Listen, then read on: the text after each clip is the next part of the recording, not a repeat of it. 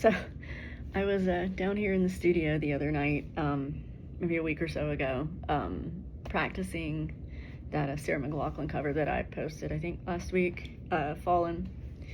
And so I had, just playing the piano or keyboard, and our living room is right above here. And I don't guess I realized how much sound carried up there, and this room's not soundproof at all. And so while I was practicing that, my husband sends me this text.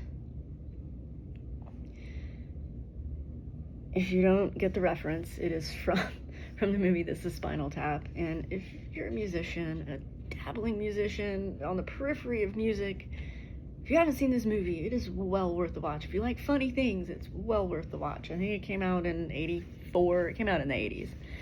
But in this scene, Christopher Guest's character, Nigel Tufnell, and Rob Reiner's character, Marty DeBurgi, as they're in like a studio, and Nigel is at a piano and he's playing this beautiful piece of music, and Marty DeBurgi's asking him some questions about it, and he's like, wow, it's really a departure from the stuff that Spinal Tap does. And Nigel goes on to say, it's going to be part of this rock trilogy they're working on, and there's a horn section, and it's going to be layers and layers of different things, and it's in D minor, which he believes is the saddest of all keys, and I'm inclined to agree.